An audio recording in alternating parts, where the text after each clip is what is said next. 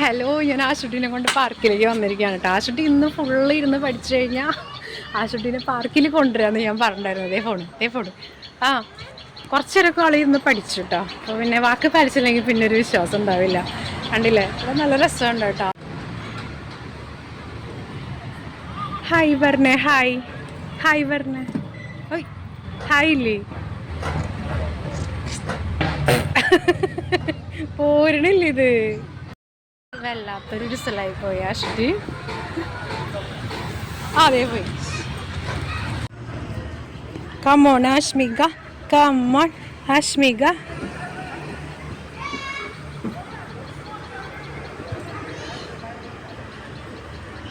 ആ പോരട്ടെ. ചിരിക്കുന്നില്ല. നമ്മൾ നിൽക്കണത് വല്യാലക്കലിലെ പാർക്കിലാണ് കേട്ടോ. തൃശ്ശൂർ വല്യാലക്കൽ എന്ന് പറയും. ഇവിടെയുള്ള പാർക്കാണ്. ഇവിടെ കുറേ എക്സസൈസ് ചെയ്യാനുള്ള കുറേ ഐറ്റംസൊക്കെ ഉണ്ട്. ഞാൻ കാണിച്ചു തരാം. ഓക്കെ, ഇതിങ്ങനെ അതിനടുത്തൊന്നും നിൽക്കണ്ട കേട്ടോ. തലയിൽ വന്ന് ഇടിക്കും അത്. ആശുട്ടി നല്ല രസമുണ്ടല്ലേ ആശു. ആരെങ്കിലും നോക്കുന്നുണ്ടോ എന്നാണ് അവള് ശ്രദ്ധിക്കുന്നത് കേട്ടാ. നാണക്കേടാണ് അവൾക്ക് ആരെങ്കിലും നോക്കി കഴിഞ്ഞ്. തിരക്ക് കുറവാണ് കേട്ടോ. ഈശ്വര, ഭയങ്കര ഇരുട്ടാണല്ലോ. ഓക്കെ, ലൈറ്റിൻ്റെ അവിടേക്ക് എത്തിയിട്ടുണ്ട്. ഇത് തിരക്ക് കുറവാണ് കേട്ടോ. അത് ഞാനും കൂടെ സുഖമായിട്ട് കളിക്കാം. ഇതേ അടുത്ത എക്സസൈസ് ചെയ്യാൻ കയറിയിട്ടുണ്ട്.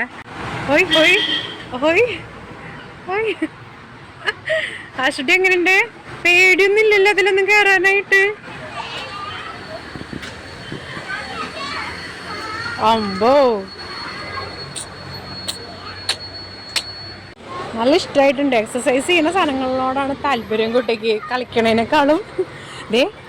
ഇത് വലിയ ആൾക്കാരുടെയാണ് കേട്ടാ. എനിക്ക് എത്തില്ല അത്. ഓയ്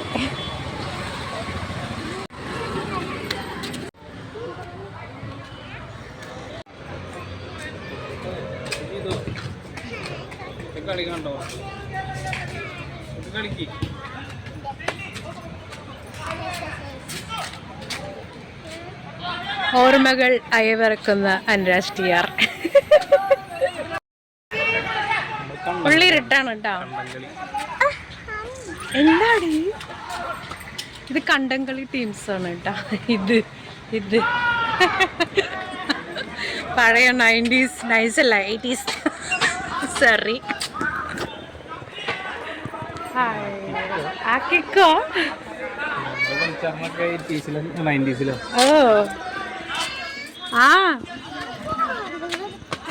അടുത്ത് വെക്കാം. എന്നോട് ഫോൺ എടുത്ത് വെക്കാം.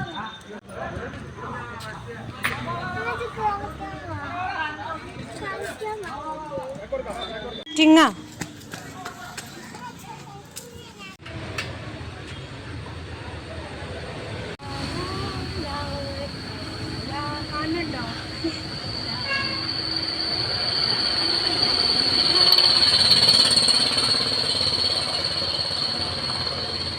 ഞങ്ങളങ്ങനെ എപ്പോഴൊന്നും പാർക്കിലേക്ക് വരാറില്ല കേട്ടോ. വല്ലപ്പോഴേ വരാറുള്ളൂ. ആശുട്ടിയാണെന്നുണ്ടെങ്കിൽ ആൾക്കാരെ കാണുമ്പോൾ അവൾക്ക് കളിക്കാനുള്ള മൂഡ് പോകും. അങ്ങനെയാണ് അവളുടെ ഒരു ക്യാരക്ടർ. അപ്പം അത് കാരണം എപ്പോഴും വരാറില്ല. ഞാൻ ഒരു വ്ളോഗ് ഇടണമെന്ന് ആഗ്രഹിച്ചിട്ട് കുറേ നാളായി യൂട്യൂബിൽ ഒരു വ്ളോഗ് ചെയ്തിട്ട്.